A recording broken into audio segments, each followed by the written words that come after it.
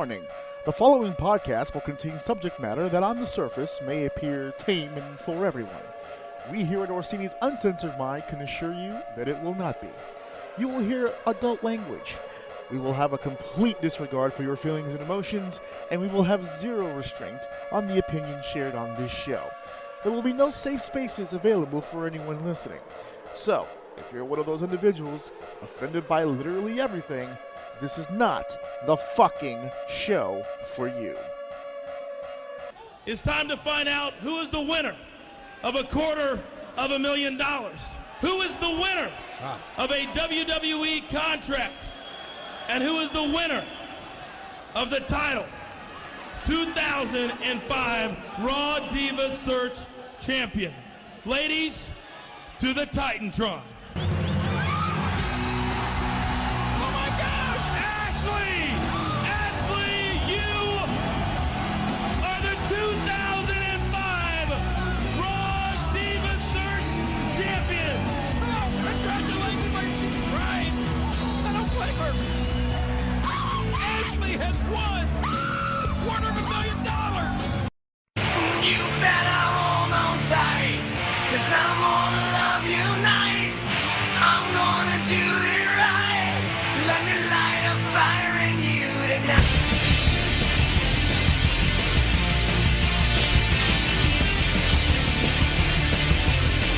Welcome to Orsini's Uncensored Mind, and now your host, AJ My eyes Orsini. have never seen someone who looks like Oh you. man, I am going to I miss this wonder song. if you dream It's dope. of my hands loving you. Yes. Because How the hell is everybody out there? This is your boy, your main man, your job soul brother from another mother, and your host of Orsini's Uncensored Mind. I am AJ Orsini, and if you could listen to me now, clear as day, hopefully, that's the point here. I'm trying to move some dials and the whatnot. I am not in the House of O. I am back at your college here. I've got some things to be taken care of. You can hear the cackle-like laughter of some random-ass female in the background. I am back at the school here because A, I've got things I need to do. B, I didn't have time to be home. And C, this is actually a wonderful time to test some things out. I could very easily not record here, which is what I usually don't do. And I'd just bring my equipment to the home and wait till the very last minute to get this show done. But I decided to record here at the school for a very good reason. Because tonight, my friends, is episode 90. Episode 90. I'm in the 90s now. Bop indeed. I am in the 90s, which means I am 10 episodes away from 100. So now I'm thinking to myself, I always try to outdo myself. Always try to do something a little special. The whole point of the show is to be easygoing and fun, and it has been. I have zero to complain about. But episode 100, that's a pretty big deal for me. I did a great thing for the 1-year anniversary. I did a very good thing for this year's WrestleMania. And I just gotta keep upping myself. I went live for the first time for the 1 year. I did a live round table for the WrestleMania. So what the hell can I possibly do for 100? Now, I'm not making any predictions. I'm not, handcuffing myself to any ideas. We're still spitballing a few things. I have a pretty general idea of what I would like to do, and we're trying to see if things are very feasible for that, both financially and, schedule-wise, just to see how that would work. Turns out, I did some math here. Looks like episode 100 is going to land on July 31st. Now, July 31st is smack dab in the middle of my summer school stuff, so I'm going to have to figure out what we're going to do. Again, schedule-wise and financially. But this is a very unique test. I'm going to do this show here out in the public for everyone to see here and everyone to hear from. And I just want to make entirely sure that I have the option of doing things in a public setting. Not to spill any spoilers for the 100th episode, but we're doing a test run here. So if you guys can hear me or not hear me well, and you guys have some complaints about the audio and the whatnot, please feel free to let me know, and I will plan accordingly. If I don't get any negative feedback for this as far as audio quality goes, then I'm going to move forward with some ideas and some plans that I have. So if you want to respond negatively to the show itself, that's a whole other bag of shit. But as long as the audio is clear, you can hear me, and you can get the point across, then we should be absolutely fine. So first time on the road here. We're not via satellite. All the same equipment, literally, that I use in my home is sprawled all over this fucking table right now. I am all over the map here, so bear with me as I try to navigate through all this shit. Now, for the most part, people understand that I do these shows alone. For the most part, literally alone. There's rarely ever anyone in the room with me whilst I am doing this show. And as I'm talking to you guys right now, I'm not even going to pause this. I want to keep this in, and I want to let this record so that you guys can understand my frustration. As I said, I'm in the middle of a very public place right now, and 2 tables down is a gentleman apparently also on his laptop.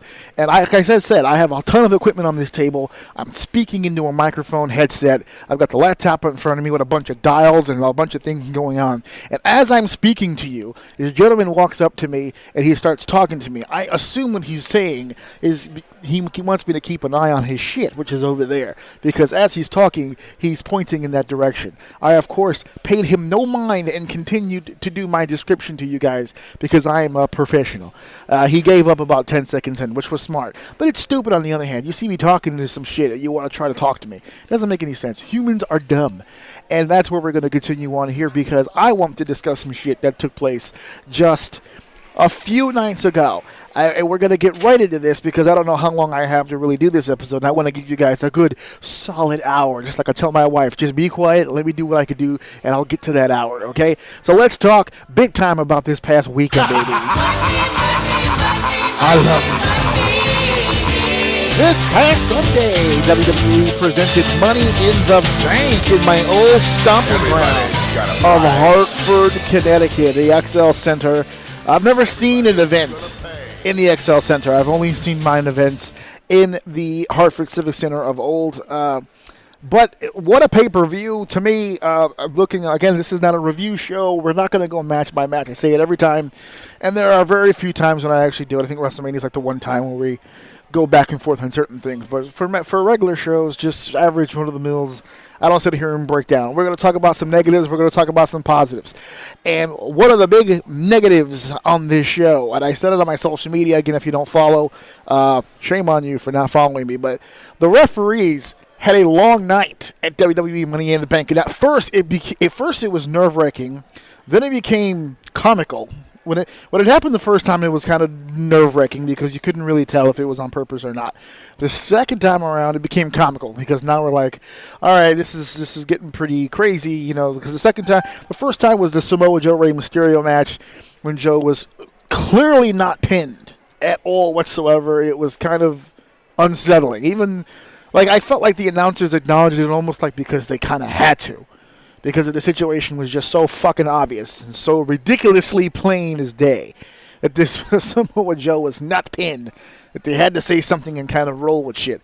Unless it was intentional, but you just got the vibe that it wasn't. So if it was, that was a great sell job by them because it was just, even the crowd was just kind of like confused as to what the fuck, like, we could see it from our point of view that he's not being pinned. This is just weird. And then we fast forward to the cage match, which was a cluster fuck. Everything that could probably go wrong or anything you probably would not want to happen to your cage match as a wrestler all took place in this fucking match. This is the Shane Miz situation. Is they should have pulled out when they had the chance. I'm going to get to that in a second, but let's continue with the referee stuff here. And of course I'm talking about the rope break, which no one ever explained. They actually said it on commentary. The referee must be on the take because there's no rope break. You know, like if you're in that situation, any other wrestler that touches that rope, I mean, at best the referee will say something and the guy will move his foot. Or I've actually seen situations where the referee just kicks the foot to get it off the rope.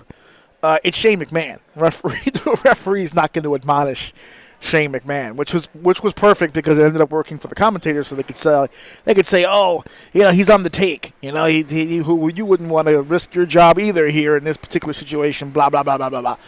But again, if it was on purpose, it was a great sell job because it just looked like stupidity. I don't know why you would purposely do. This is why I question purpose. I don't know why you would do it back to back. And then the third time, when they got to the third match, like right after it, I think it was Becky and Lacey, and then we had a fast count. And you're like, all right, this now it's just getting fucking frustrating because the referee's job is not to take away from the match. That's why you do these ref things far apart from each other and as rarely as you possibly can. 3 matches in a row, it no longer became on purpose. Unless they purposely went out of their way to basically tell everybody that their referees are fucking stupid. That there's nothing that that sound you hear in the background is not alarm. It's some guy actually moving a table for some fucking reason. This is why I'm glad I'm doing this now, because I normally like perfect situations for my show, but this is a good test for me to keep my cool here and keep going, because that kind of shit annoys me. It's over now. For some reason, he needed to get the ketchup and mustard into the cafeteria area. It was a must. It was too far. Apparently, the 2 or 3 foot hallway distance was too much for his senses. He needed the condiments closer. It makes him feel better about his lunch if he knows that the condiments are nearby. He needs full access. Anywho, back to the referees not having full access to complete usage of their brains. They were fucking up these matches over and over and over. And it was starting to take away. It really was starting to take away, because at first it was like, is it on purpose? And then by the third one, you're like, this can't be on purpose. They're not purposely fucking us up over and over and over again. There's a good chance that the Joe one was on purpose because it sets up the storyline. It's a very good chance that the Shane and Miz one was not. That Shane just lost his head there and put the foot on the rope, and it was just frustration. And the fast count's the fast count. So it's whatever it may be. That sounded like a small animal being run over by a vehicle, but it was yet another situation of furniture being moved. I am either in a really bad spot or a really good one, depending on how you want to shape this up. But Money in the Bank with the referee situation is what it is. And it really did. It started to take away from the matches, and that's some of the negative. Obviously, a lot of people will point toward the finish as a negative. I will not. I do not point to the final match, to the finish of the final match as a negative, and I'll get to that in just a second. Let's talk more a little bit about the positives as well. Opening with the Money in the Bank women's ladder match was something that I questioned when I saw it. I said, man, that would have been a nice in-the-middle matchup depending on how these shows go. But I see now why they did it. They had Bayley come up with the win in the beginning, and then we had the whole deal with the cash-in. This is the second straight year now that the woman who has won the Money in the Bank ladder match has cashed it in the same night that she won it. So either they want no focus at all whatsoever on these female Money in the Bank ladder matches, because that's what brings focus back to the Money in the Bank, right? It's the person walking around with the briefcase. Every episode of Raw, every episode of SmackDown, it's the 2019 Money in the Bank winner. It's 2019 Money in the Bank winner. When you cash in the same night, you don't have that card anymore. You can't say that all the time now because it's irrelevant. They turned that contract into a championship. Now they're like, Bayley is now the WWE SmackDown Women's Champion. So there's no need to just excessively keep reminding people that the Money in the Bank is even remotely important or valid. There's no reason to keep mentioning it because it happened within the blink of an eye. And they did everything. That whole section was crazy. Becky 2 belts comes in. She's got the 1 belt. Goes against Lacey first, which I called. I knew it would go in that order, and I was kind of hesitant to see if they would go back to back. I actually started arguing with my wife midway through the match because she was dead set sold on the idea that Charlotte was going to come right out. We're going to get right into this back-to-back situation, and she's going to lose the SmackDown title. And she ended up being correct, but I actually thought when, especially since once that Raw match was over, and Becky starts walking to the back, I said, all right, well, cool. We'll separate it. We'll break it up. And nope, they ended up doing it all together, and Bayley comes out for the save and then ends up with the cash-in. You get yourself a nice moment, but see, this is the problem with overdoing it all at once, which was the problem I had with the Women's Money in the Bank being first. And now that I see the way that they did it, okay, great, but you could have spread that good faith throughout the entire show. Becky, my idea was to start the whole pay-per-view off with Becky and Lacey at the start, because you don't need to have the Money in the Bank ladder match be first to wonder whether or not she's going to cash in. Becky has another match on the card. So you start off with that. You gain the good faith of the audience with that match. You put out the hottest star out there first. Gets the crowd interested.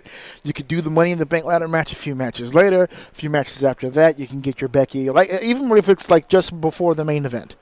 right? Just to really get the crowd up and on their feet because they popped hard for the Bayley thing, and you kind of had an idea that they might. I know people have been turning on Bayley lately, but you kind of get the idea that they might, right? Bayley gets the big win. You put in, you could do the Lucha House Party crap, but they ended up doing with Lars Sullivan and then get right into your main event. It all could have flowed differently.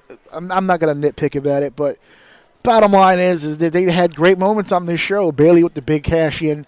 Bayley even winning the Money in the Bank ladder match. Big surprise. I obviously picked Dana Brooke, and I fell into the same mentality that a lot of you did for some of the picks, including my male pick, which was Andrade, because I picked my winners the way that I thought you could build on in the future for these stars. The way that it ended up going was they picked two already established stars, but for specific reasons. And again, we're going to get into all that in just a few minutes. We're going to talk about that male Money in the Bank finish in just a second. I just wanted to real quick before we got to that, talk about our two main titles here. The WWE Universal Championship, AJ Styles, Seth Rollins, one-on-one classic. I actually saw people online telling me that this match was boring.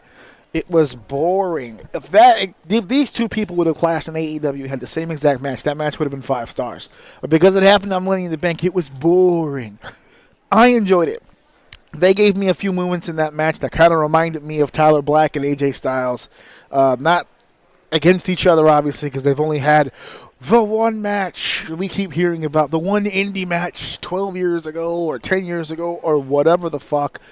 Nobody cares. I never understood the idea of trying to promote a match around the fact that they have no history by telling us they have like a little bit of history. What the fuck was the point?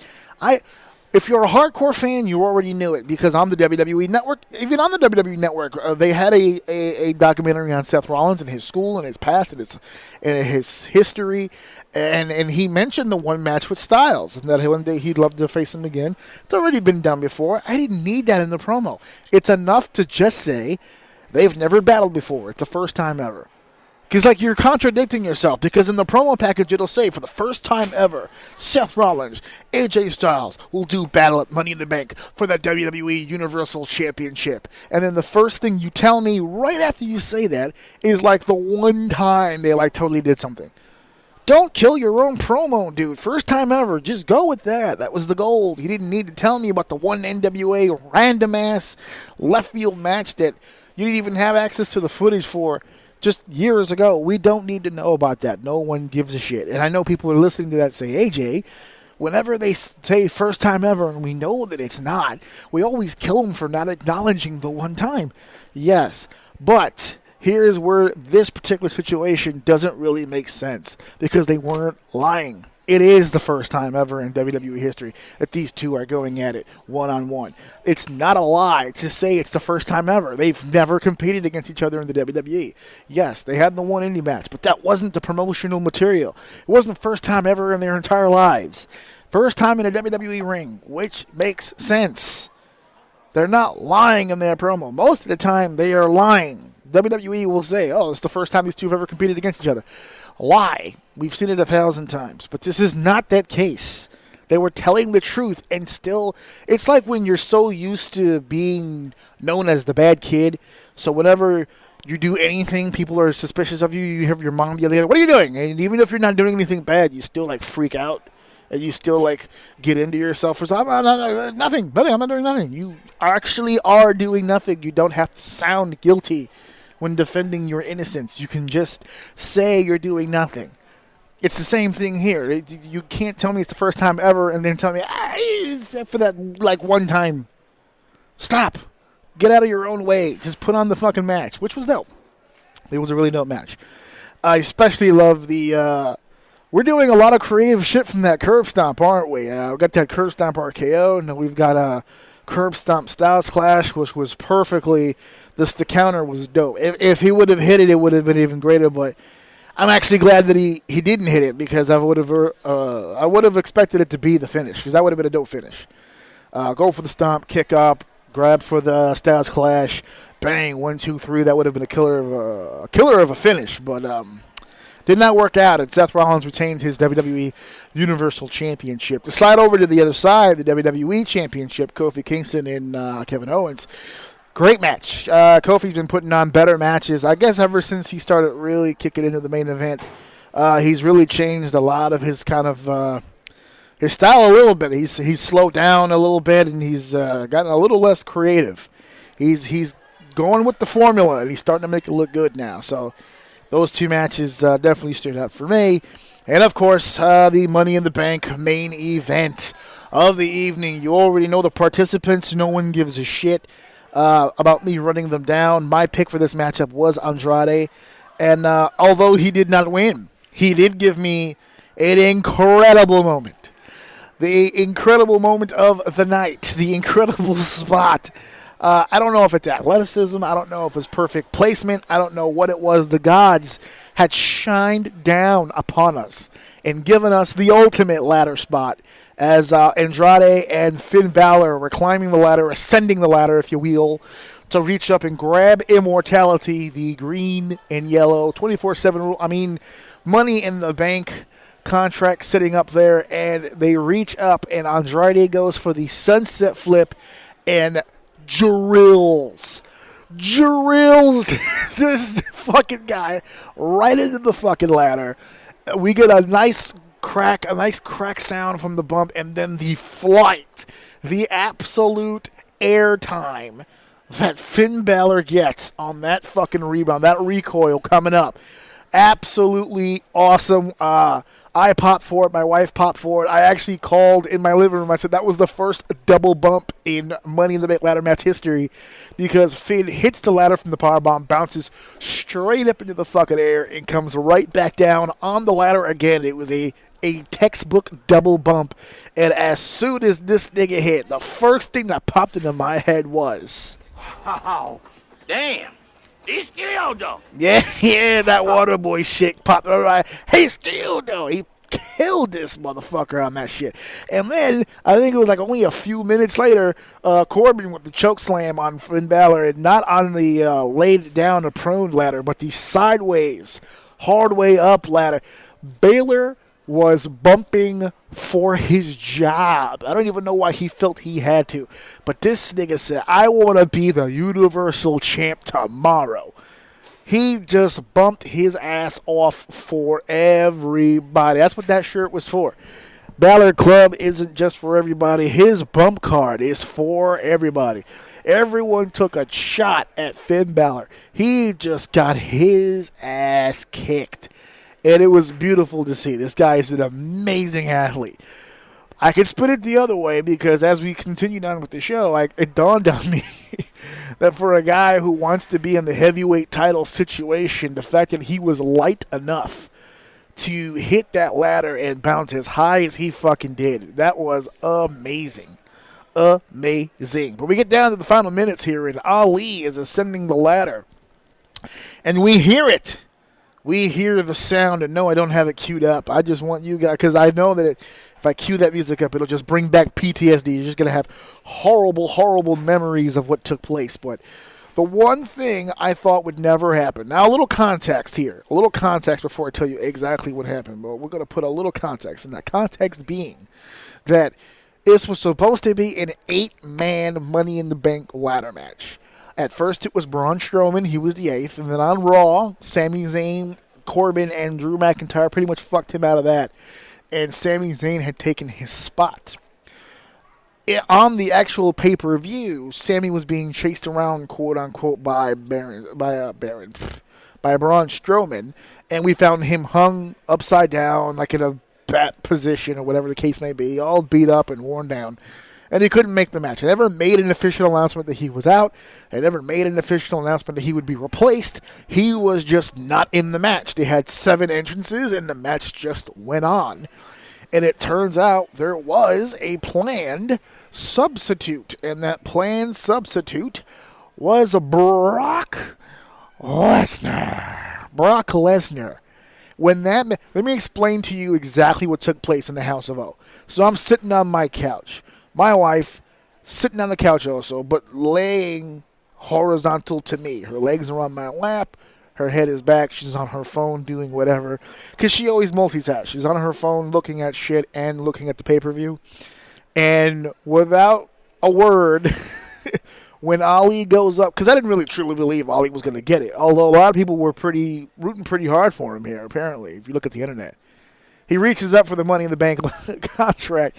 And Brock's music hit, and I flung my fucking wife's feet right the fuck off me and stood up.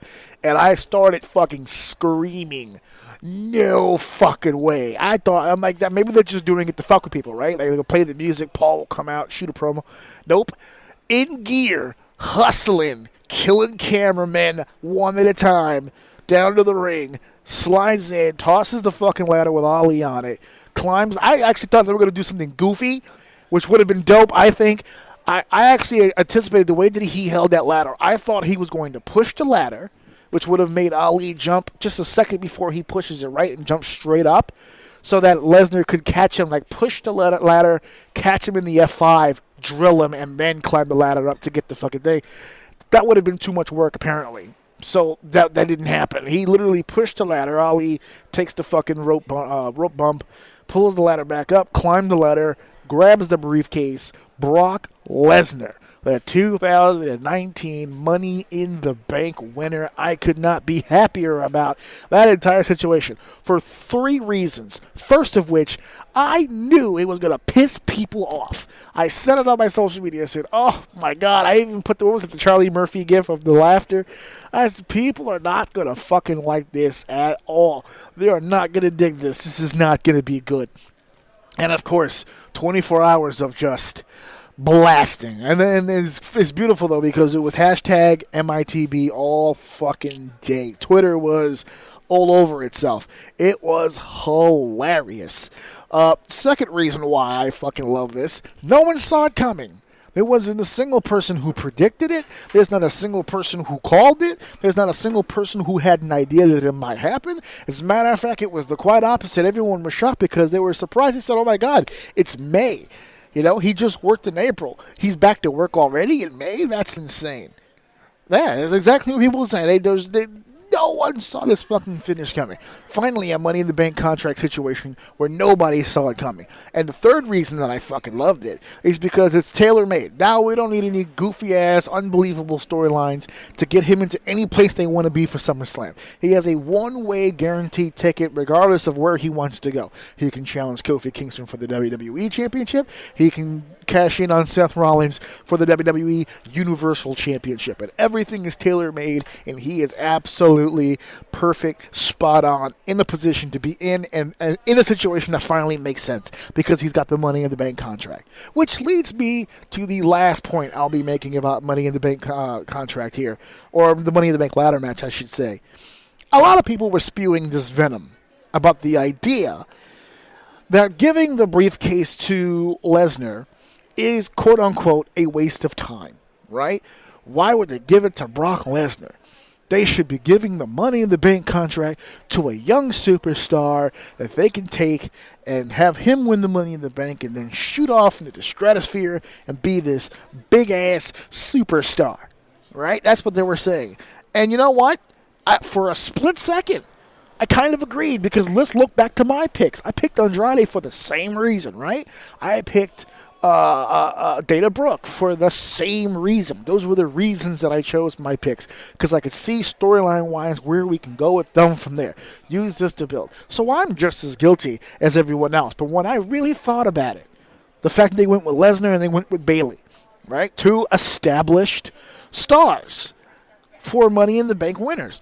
I started thinking to myself, maybe a lot of people's first instinct when they see other people say something they disagree with is they're stupid, right? That's not my way of thinking. My way of thinking is maybe I'm the stupid one. Maybe I'm wrong, right? Yeah, I thought the same thing as everybody else, but maybe that's the wrong frame of mind. Maybe that's the wrong way of thinking about this. Maybe I'm doing something incorrectly, right? So I started thinking about it. Using the Money in the Bank contract to put over a young talent to make him the next great superstar in the WWE, right? That's what everyone thought they should do. And for the record, That's what they always tell us they're going to do, right? Isn't that the whole reason of the Money in the Bank a contract from the beginning? Wasn't that the idea? Well, no, not really. That's not really what it was it? No, because the brainchild, the person who actually came up with the idea for the Money in the Bank ladder match, a lot of people give the credit to Chris Jericho for that. And hello, Chris Jericho wasn't exactly a young star on the come up. He was looking for an opportunity and a way to get back into the main event scene. Not to get to the main event scene, he'd already been there. So already it's like the Christopher Columbus discovering America. Well, hold on a goddamn second. How can you discover some shit people already live at? That don't make no goddamn sense. So I really started digging, because now I got really concerned about myself. I said, man, have I been going about this the wrong way? And the answer to that question is yes. Yes. When the fuck has the Money in the Bank ladder match ever elevated anyone? So I got curious. So guess what, folks? Orsini did it again. That's right. If you were here for the Kofi Kingston episode, you saw I did a lot of homework. Orsini did some homework. So let's look at these results, ladies and gentlemen. Let's really dig into this. Take a bite of this awesomeness for just a second. Money in the Bank, using the Money in the Bank contract. And let's put the parameters down here before we go over this. The complaints that I'm going just by the complaints from a majority. Everyone has different complaints, but the majority of complaints that I heard was that the Money in the Bank contract should be given to a superstar who was either on a lower or middle area of their career, and they take the contract and they utilize that contract to take the next step to becoming a main event superstar and possibly a big player in the WWE. That's the criteria in which I did this. All right, so we're going to go all the way back to number one. The first Money in the Bank winner in 2005, Edge. Did Edge utilize the Money in the Bank contract to go from low or middle section to the top to the main event? Yes, I will give the first one to him. Now, that one was tough because Edge was already kind of seen as a top guy, even though he wasn't over the hump. He was still getting championship matches. He was competing against Lesnar for championship matches, competing against Triple H for championship matches, but he just wasn't seen as that kind of a talent. And after he won Money in the Bank, he still wasn't really pushed as that. Even when he won the championship, he was given, what, a few weeks with the belt, and he was back to mid-card status, wrestling Mick Foley in a street fight at WrestleMania, doing the whole ECW deal. He didn't really get cooking for another year or two, but you can make the argument that it was the Money in the Bank that got him to that part. So I will go ahead and I will concede that. So here we go, 1-0. I'll give you one. One yes. I'm going to put it here, as a matter of fact, just to keep track. One yes, one no. 0 no's. Okay? We're going to keep track here. I'm going to keep legit track. Let's get to the second winner. RVD, Rob Van Dam, 2006. Did RVD cash in the Money in the Bank and become a bigger star? Fuck no. Global icon. This guy was already a superstar among superstars. As a matter of fact, becoming the champion was inevitable. The fact that he was the champion at this point was disgusting. Now, was he used as a superstar, as a main event player after winning Money in the Bank? Absolutely not. But, to be fair, he deserves half that burden. That drug stop with him and Sabu fucked his whole reign up. That was the end of that. But to be fair, they didn't trust him before they gave it to him. They were just looking for a reason not to do it anymore, and they found it when RVD gave it to him. So, no, the Money in the Bank did not elevate RVD. So that's one yes, one no. Mr. Kennedy, 2007. Do I even need to go into the reasons as to no? If you're a wrestling fan, you know for a fact, unmitigated failure. So we will move on. This one gets complicated because it's back-to-back, right? 2008, CM Punk. Did the Money in the Bank elevate him? Hell no. Gave him a chance. They gave him a belt. They gave him big gold. And when they gave him big gold, they treated him like a second citizen. They treated him like shit. He couldn't get any press. He couldn't get any pub. He was not a top guy. He was an Intercontinental Champion who just happened to be holding on to a World Heavyweight title. That was it. They thought so little of him, he didn't even get a chance to lose his championship. They figured out a way to punt him out of the situation just so they can give the belt to the Jericho Michaels program, which to this day, I cannot understand why they felt they needed to get the belt on any of them. But that's what they felt. As you hear that laugh in the background, they don't know. They don't understand either why they felt like they needed that program. They don't know. I don't know either. So 2008, that's a big fat fucking no. Now it gets a little harder in 09 because it's Punk again. But this time, he wins 2 times in a row. Now he's a 2-time winner. So do they treat him like a superstar? Did they make him the top of the food chain champion? No. Again, a few weeks at a time, playing hot potato with Jeff Hardy, ends up losing the belt in God knows what fashion. Who even remembers? Who even gives a shit, right? And then they put him back down at the bottom of the card, made him an NXT coach. He became the leader of the Nexus, all kinds of garbage. I can make the argument strong here that 2 Money in the Banks, not just 1, 2 Money in the Banks couldn't get this fucking guy over to save his fucking life. You know what put him in the top spot? The pipe bomb promo. That is what got him over on the top spot, not the Money in the Bank. And this fucker won 2 of them. So that goes to show how helpful that was. 2010, we had 3 winners, actually. One at Mania and then its own pay-per-view. Jack Swagger in 2009, was he a young guy in the mid to lower card? Yes. Did it elevate him to a top spot? Hell fucking no. He had the belt for a month, and it was fucking gone. And I know, because I was there when he lost it. That fatal 4-way fucking pay-per-view. So, no. No good on that, okay? Then we have Kane. Kane.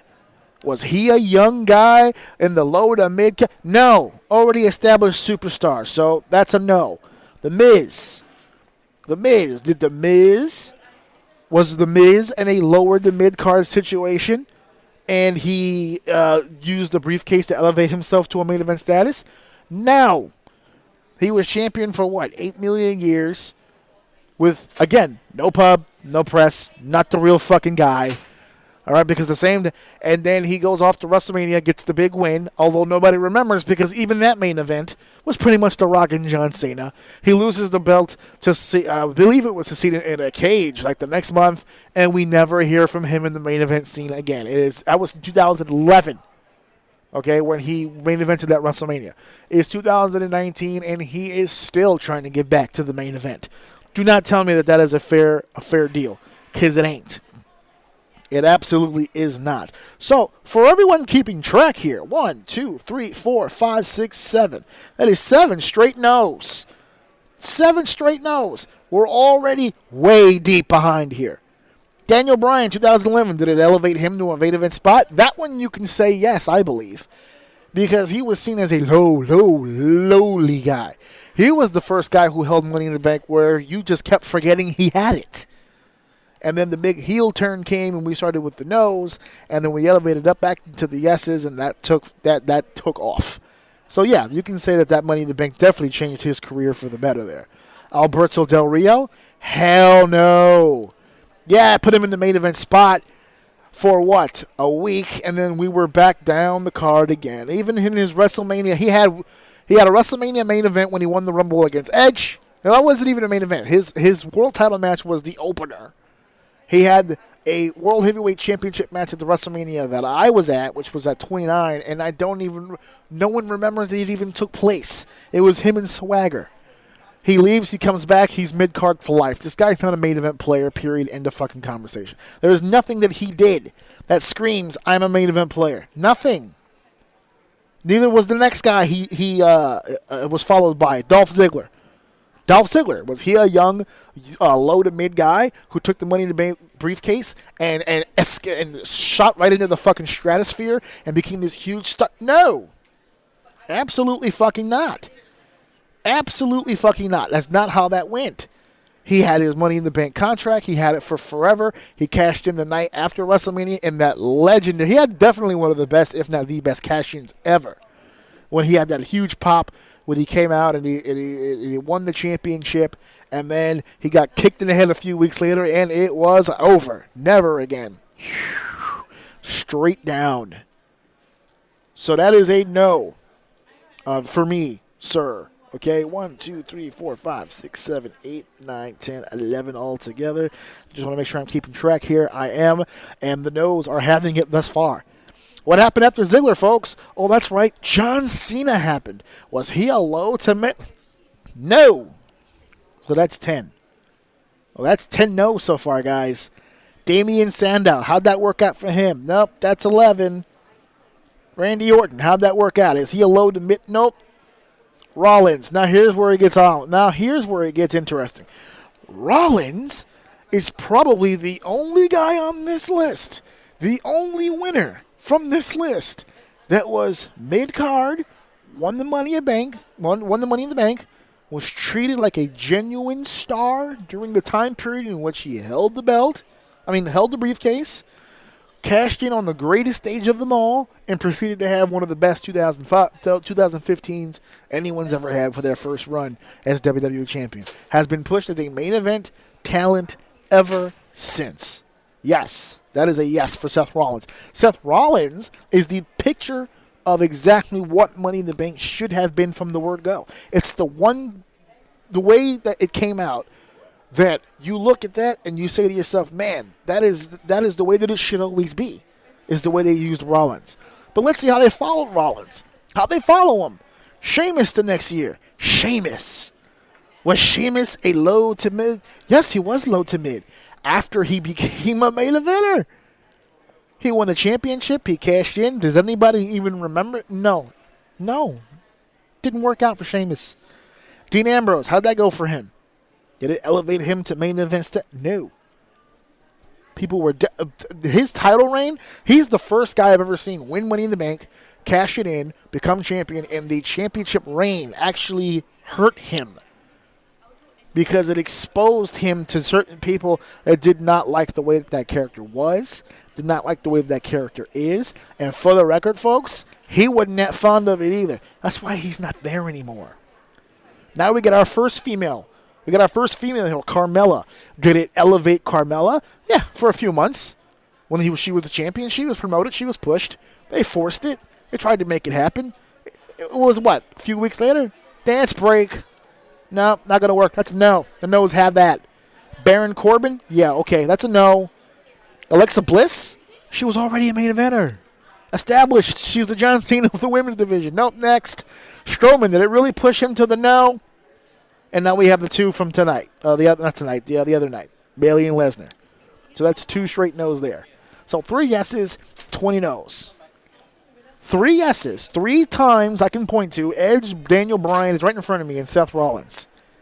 And then 20 times it didn't do any of the things we thought it was supposed to do. It didn't elevate anyone. And you can say to yourself, well, at least for a lot of those guys, it gave them a chance. It gave Swagger a chance. It gave Ziggler a chance. It gave Del Rio a chance. That's my point. That is my point. We're not arguing, oh, they should have gave it to a young guy so that it could give him a chance of success. You're arguing the fact that they should have gave it to a young guy so it can lead to success. Rollins is an exact image of exactly why that you should be using this Money in the Bank for getting over talent. This Money in the Bank ladder match doesn't mean dick anymore. It doesn't mean anything. It's just another cog in the machine. It's another piece of the puzzle to get people out of writing holes. That's it. They have writers. They have something inputted into this called this Money in the Bank ladder match, so whenever they write themselves into a hole, or if they want to get to some place quick without having to do any of the hard work, they implement the ladder match. And then that's it. And then it's over. No more. So that is that on the Money in the Bank ladder match. Take that information for what you will. But I did the homework. I looked it all up. I'm telling you, if you want to argue with me about this stuff, and you think certain guys should be yeses, that it did work out for him, or no's that it didn't work out for him, please hit me up. I'm ready to listen. I want to hear some strong arguments for this. All right, so now this Saturday, we're not talking about WWE anymore. Let's talk about this Saturday, May 25th. Let's talk about that for just a second, because we're headed over to the desert. We're headed over to Paradise, Nevada. We're headed to the MGM Grand Garden Arena, and folks, it is time. This Saturday, it is time. AEW begins the war. This is going to happen. This is going to be a thing now. Whether you anticipate that it is or it isn't, this is going to be the start right here. This is going to be the first shot. Okay, and I've had people tell me, because I had the show. I don't remember if it was last week or whatever, where we're talking about the TNT deal and all that stuff. Well, Orsini, they're not going against. There's no competition. They're not going against each other. It's not 9 o'clock to 9 o'clock. It's not Tuesday to Tuesday. It's not Wednesday. I don't give a fuck. You exist. They're, in fact, for you are competition, and this is going to be their first opportunity to do that. Let's get into the specifics of the show itself first. Okay, first of all, there's going to be a pre-show. I want to let everybody know the specifics. I'm going to tell you what's happening, when it's happening, and where you can go to see it. I'm giving you all the information right here. Again, I did my homework. Okay, that's what I do, baby. I do my homework. So Saturday, May 25th, like I told everybody, it's going to be at the MGM Grand Garden. If you're not in the area already with tickets, from what I understand, building is sold out to the rafters. So we're going to have a pre-show. Now, the pre-show is free, folks. They're calling it the buy-in, all right, which is pretty catchy. Actually, I like that. It's a little play on words. I like that. The buy-in, okay? It's going to be for free. There's 2 ways to watch it. One way is on YouTube. If you want to head over to youtube.com/All Elite Wrestling, you can watch it for free there. Or you can go directly to BleacherReport.com. It's going to be live on Bleacher Report, 7 p.m. Eastern, 4 p.m. Pacific. That's for here in the United States. Obviously, different time zones apply to whatever it is that you guys have over there. I did homework. I didn't do all the homework. I don't have time zones written down. I will have some international information for the main show, but for the pre-show, that's what I've got. That's what was on the website. Free on the YouTube channel, free on the Bleacher Report. There's going to be 2 matches on the pre-show. It's going to be Kip Sabian versus Sammy Guevara, and it's going to be the 20-man casino battle royal for a chance at the AEW Championship. Now, we don't have an AEW champion at the moment, but you win this battle royal, whoever wins it, you've got the first crack. So there's a lot on the line here for this. I have 17 of the names that will be in this battle royal, and since the show is on Saturday, I'm going to safely assume that these 3 are either surprises or they just literally haven't announced them yet, because we're going up here on Wednesday, show's on Saturday. So we're either late on 3 or they're going to be surprises. But the 17 I can give you, I do have that. Sonny Kiss, Brendan Cutler, Ace Romero, Glacier, Brian Pillman Jr., Sunny Days, MJF, Maxwell Jacob Friedman, Joey Janela, Dustin Thomas, Billy Gunn, Jimmy Havoc, Michael Nakazawa, Jungle Boy, Private Party, Luchasaurus, Sean Spears, and like I said, 3 TBAs, 3 to be announced. That means, I said Private Party as a tag team, it's 2 individuals, so that's what the 17 is. It's going to be Isaiah Cassidy, and it's going to be Mark Quinn, 2 people who I am very familiar with my days in House of Glory. So I congratulate them on their success. I've already done that, but I look forward to seeing what they can do here on the big stage, and this is going to be the big stage. This is the MGM Grand Arena. All this stuff just reeks of just WCW with the TNA input. And I remember, I don't know how many Nitros and pay-per-views I used to see them opening up the graphic with the MGM Grand WCW logo on the outside. I'm sure they'll do another shot of like the AEW logo on the fucking the screen outside. What am I going? The marquee. There you go. On the marquee. Should definitely be an interesting first hour. If it's anything like the battle royal they had with the All In show, which actually ended up being one of my favorite matches of the entire show, which was that battle royal. They just told an amazing story. But there's a lot of guys who are going to be in this battle royal who are just so young. There's so many names in here that are just so young. who are experienced to a degree, but not this. This is going to be a big-ass building with a raucous crowd. This is going to be a lot of shit going on here. Billy Gunn being in this match is a little off to me. From what I understand, he's supposed to be an agent here with AEW. I don't know if he goes from the WWE Hall of Fame into an AEW Battle Royal. But nonetheless, here we are. And the main card itself, 8 p.m. for Double or Nothing, 8 p.m. Eastern, 5 p.m. Pacific.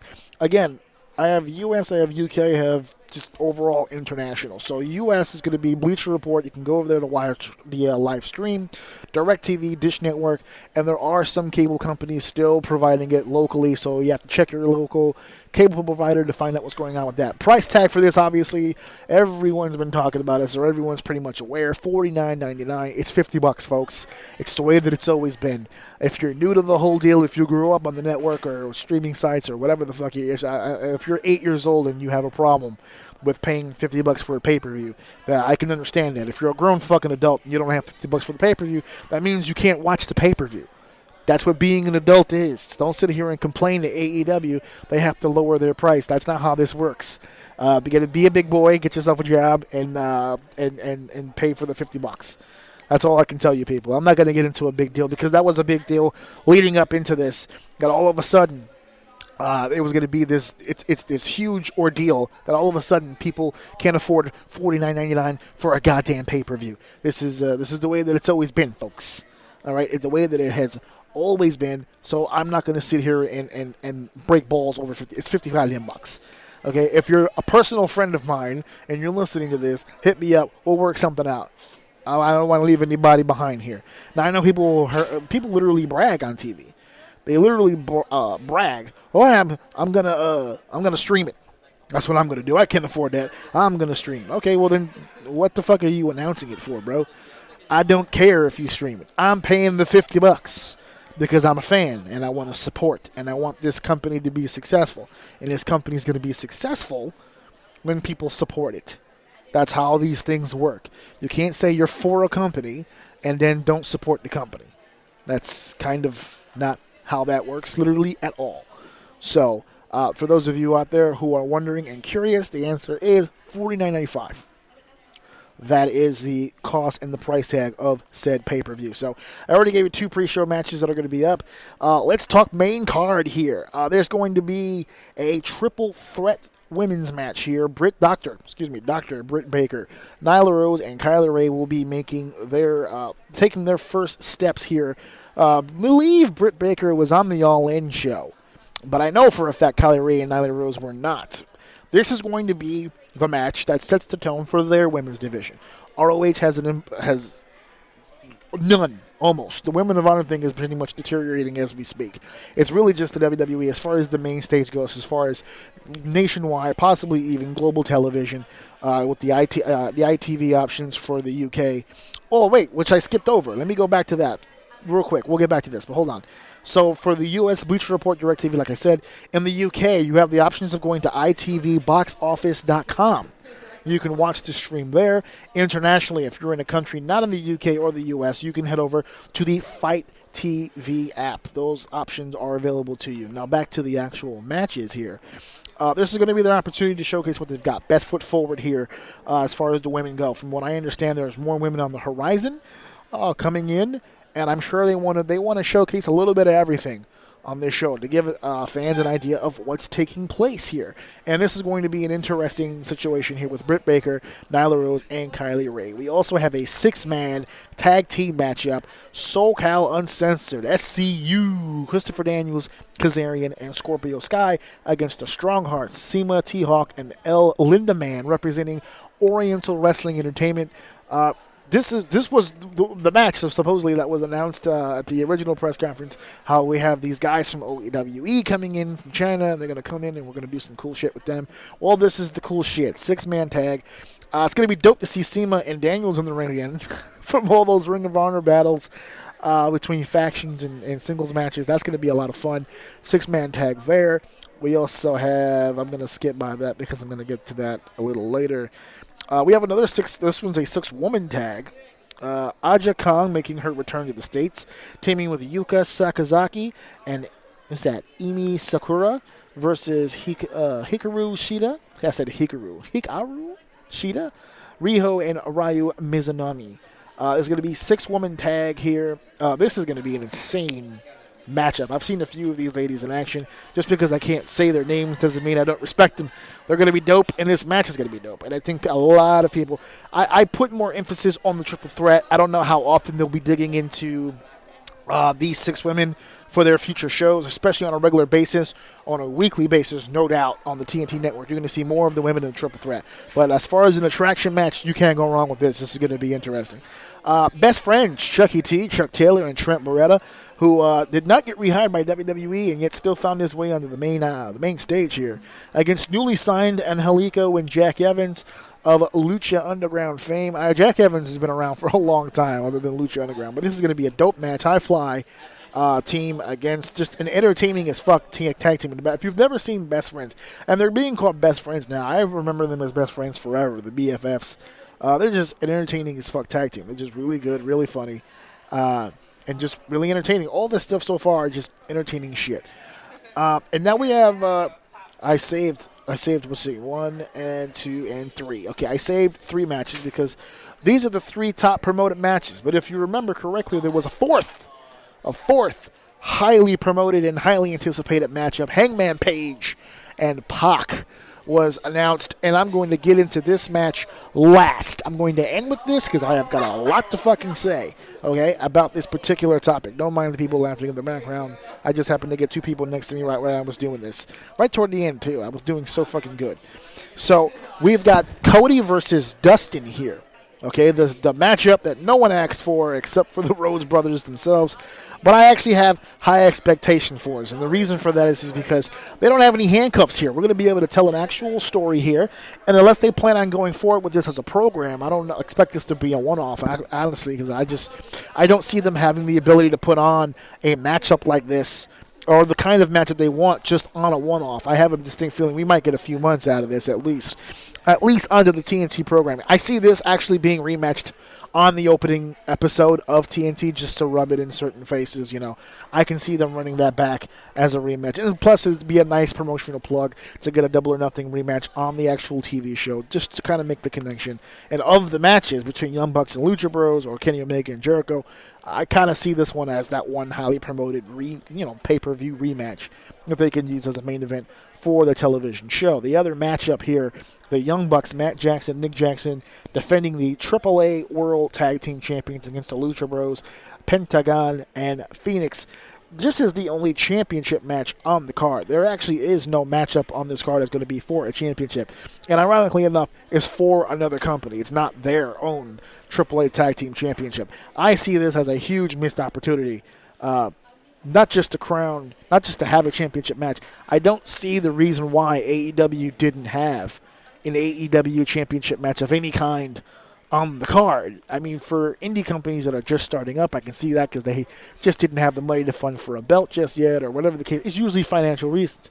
This is a multi-million-dollar project that we're talking about. I think they could have made at least one belt for at least the start of the whole deal here. But again, the TV show doesn't start till October. This is a May show. They have something coming up in June. I can see them doing maybe something in August or September just to kind of bridge the 2 gaps and then probably go all out for October. So as an attraction, I guess it's pretty cool and maybe good for the working relationship between AAA. But that would only really work if we see an actual relationship between the Young Bucks or AEW as a whole with AAA. We'll see where it goes from here, but the match itself didn't need tag team championships. It's going to be interesting as fuck anyway without it, but it is nice to know that we're going to have at least something on the line on one of these matches. I don't see this going on very late into the card either. This could be midway through the show just to maybe they hold it off just to see which match drops the ball and then follow it with this. I don't know, just to play it close to the vest.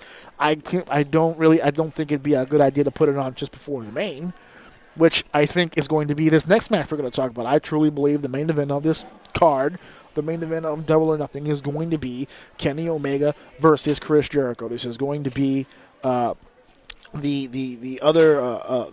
one of the highly anticipated matches is the main event, but this match also has something on the line. This match, the winner of this match will face the winner of the Battle Royal earlier in the card, and they will determine the first ever AEW World Heavyweight Champion. So it's going to be either Kenny Omega and Chris Jericho or one of the 20 guys. Doesn't seem entirely fair, but if the idea is to get the guy who won that Battle Royal over, then that's what you can do for that. One of the names I think I forgot to mention that was going to be on this card, I'm not entirely sure if I said it or not. Let me go back to my list here. No, actually, I did not mention.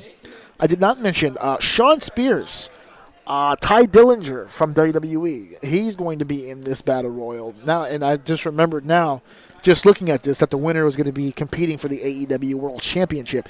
And I actually started putting a lot of ideas in my head just now of where they can go with this. Getting a future World Championship match at some point, that's neither here nor there. But to win the Battle Royal and then compete against either Omega and Jericho, that's going to put someone's career to the next level. So that puts a little bit more stank on that Battle Royal. So if you're not considering watching the pre-show just yet, you actually might want to check that out just to see how this main event's going to go. Because whoever wins that Battle Royal is basically going to be set to go against one of these legends for the first ever AEW World Heavyweight Championship. So that's going to be fucking amazing. That's going to be crazy. So again, this whole pay-per-view takes place this Saturday, May 25th. It's going to be insane. I just told you guys exactly where you can see it, how you can see it, and how much it costs. God damn it, just pay the $49.99. All right, just pay the $50 and just watch the fucking show. But there's one more thing we need to talk about before we head out of here, and I know I'm getting close to the end here. But the matchup that was supposed to take place between Hangman Page and Pac, this is one of the high-anticipated matches. It was one of the quote-unquote 4 main events, even though there was only about 7 or 8 matches on the card, which is a good number of matches. This isn't going to be a long show, which is good. It's going to be in and out. It's not going to be Wrestle Kingdom where you have to basically have an intermission or rent a hotel room to make it through halfway through the show. This is going to be one of those quick in and out, hit 'em while you got 'em type shows. And before we get to Hangman and before we get to Pac, because this is going to get into the conversation, having good matches, which is I think what people are anticipating with all these things that I just discussed now, that's good, that's great. But that's not what I think people want to see, and it's definitely not what I want to see. I'm going to be honest with you. I'm going to watch this show, and I really don't give a fuck if they give me a good match or a bad match. I want to see presentation. I want to see the look. I want to see the vibe. I want to see the feel. I want to see the production. I want to know if you're putting over your stars. I want to know if you're introducing me to your stars. Who is Angelico? I'm literally looking at the Battle Royal. Who is Michael Nakazawa? Who is Dustin Thompson? Do I know who these people are? Yeah.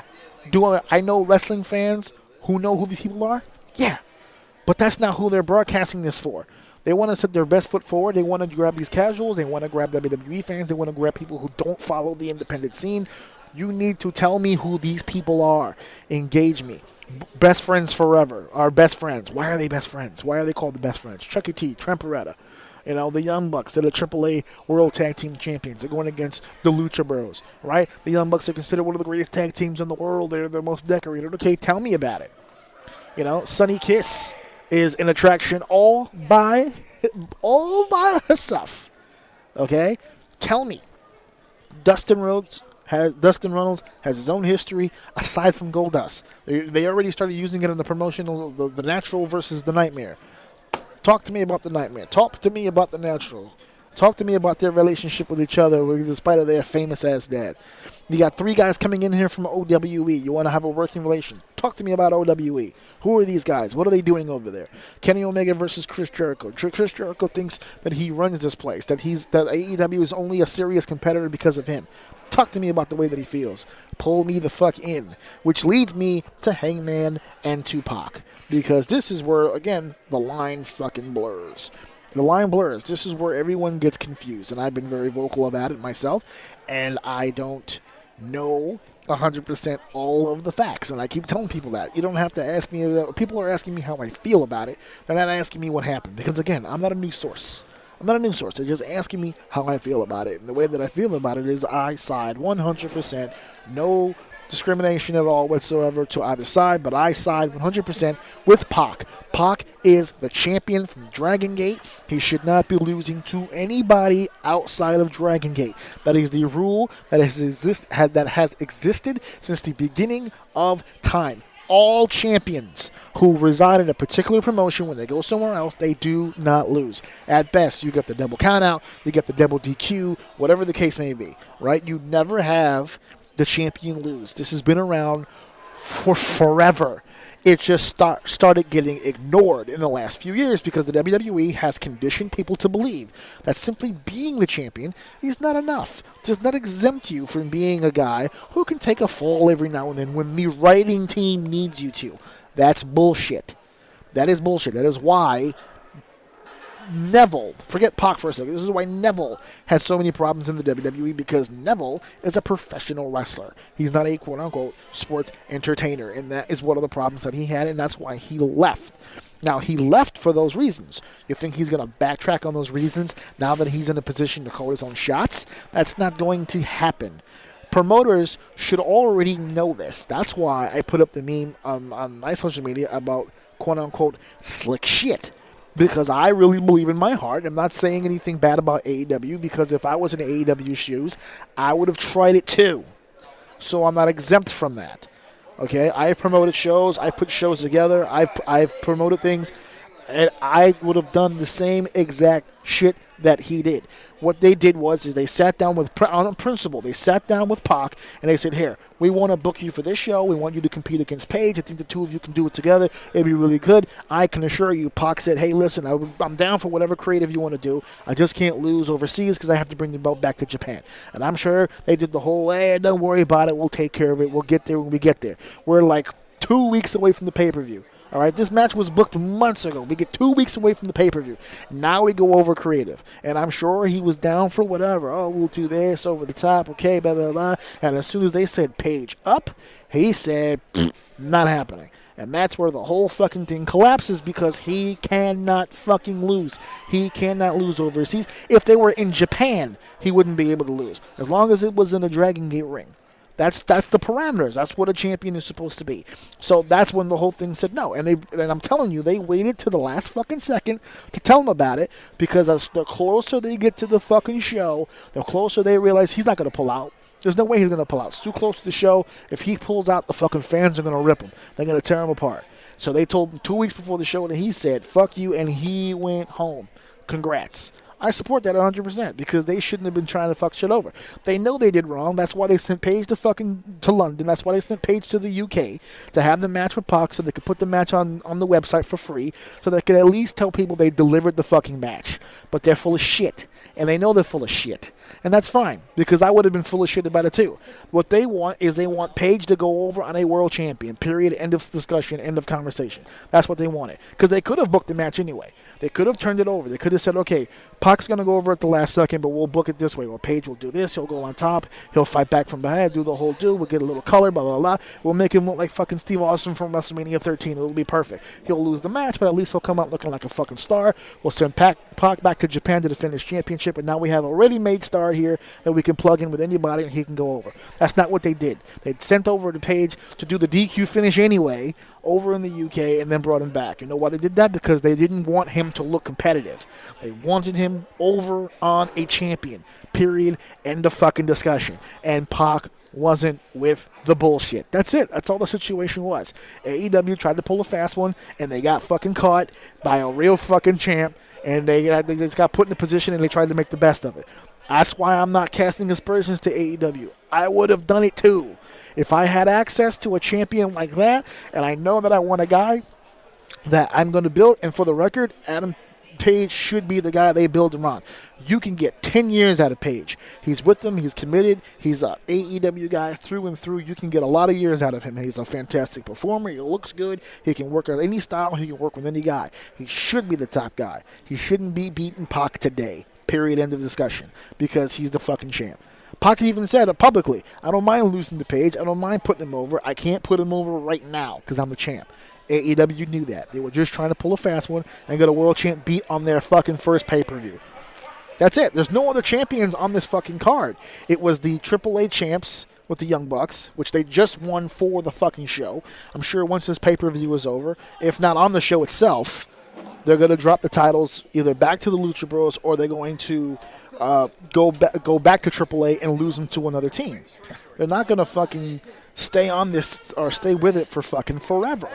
They're just not. So it's all for the show. That's all it is. And it's the same thing here with Pac. They just want it to go over on a fucking guy. No, excuse me. They want Paige to go over on a fucking world champion on this fucking pay-per-view. That's all that it fucking was. There was never any other reason for it other than that. That's it. Because like I said, you could have did something else, but that they didn't. They had no interest in it. So again, I'm not casting any aspersions toward AEW. I said it. I called them shady. I called them snakes. I said they tried to pull a fast one. They tried to be slick. I said all these things, and I know it sounds negative, but I'm tying all that into the comment. I would have done the same thing, because when you're a businessman and you're trying to start a business, you have to make the moves sometimes that you don't like. Sometimes you have to make moves that make you feel uncomfortable. Sometimes you have to make moves that you wouldn't normally want done to you if you were a competitor. But it's business.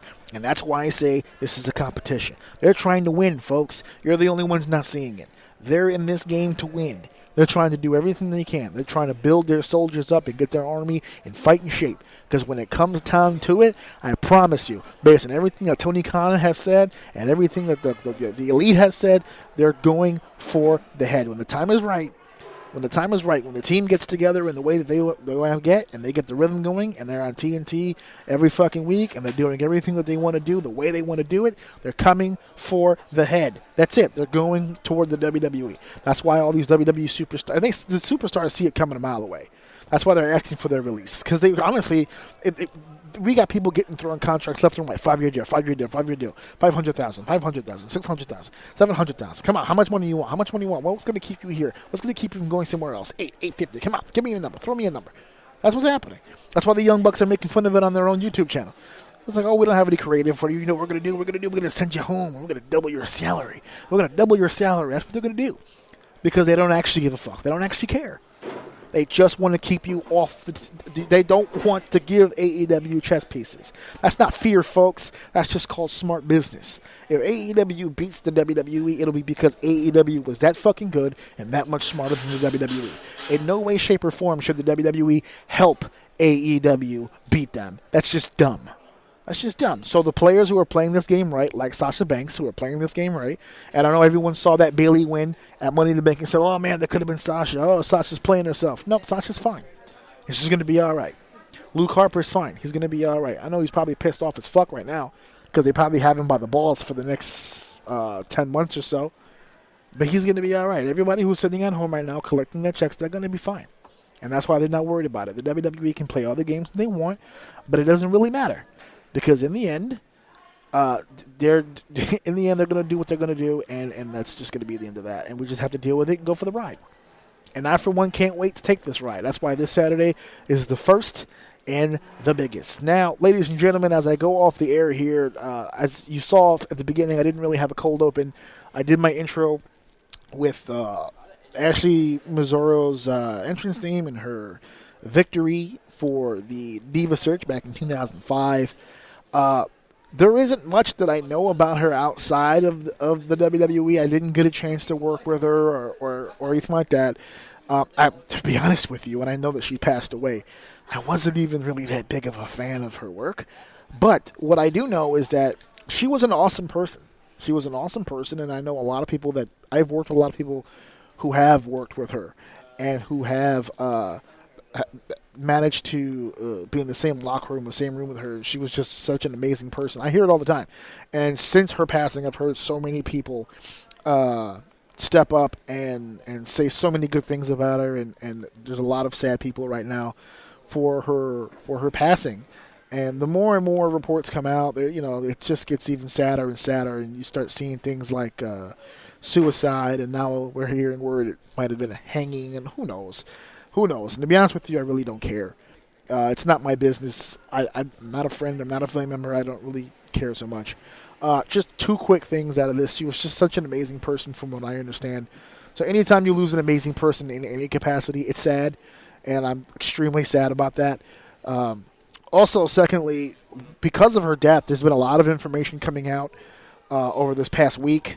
And something about a situation when she was on tour with the WWE over in Kuwait, about her being sexually assaulted, rape more specifically, and a lot of stuff that's now coming out now in her passing and being unearthed and unlifted, and it's just really sad all the way around. I don't know enough about the situation to really comment on it now.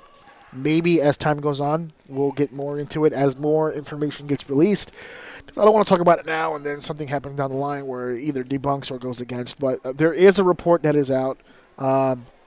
I'm going to link it in the description of this video for anybody who is interested in seeing it.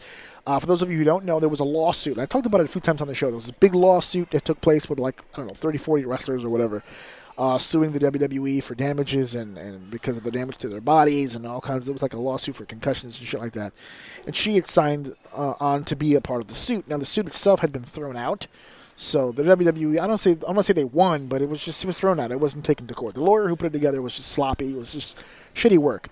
But during the course of that lawsuit, they had put together an affidavit of her discussing her time with the WWE and things that happened, more specifically over that particular tour. And she describes in disgusting detail, actually, to be honest with you, just how sick and perverted that whole situation was. Take it for what it is. I'm not entirely sure. If you want to read up on it, I will provide the link for you there, and you can make your own decisions. I'm not going to steer you either way. But she, in spite of all that, she still had a great heart. She was a good person. She really wanted to be a part of the business in spite of her being pushed the way that she was, because she wasn't really trained all that well. She was pushed in because she was making $250,000. So they kind of moved her onto the roster right away. But for the most part, she tried to keep up. She had a good heart about it, and for anybody in that situation who would have been a diva, she really wasn't, and she was a really good person. So anytime we lose a good person at all, it's kind of a sad deal. So I am going to go ahead and not end this show with my son, which is the usual ending. I'm going to end with the traditional 10-bell salute. Now, I do have it loaded up here. I'm still in this loud-ass area, so if you don't hear it too well, I apologize. But I don't really have the time to edit it in later.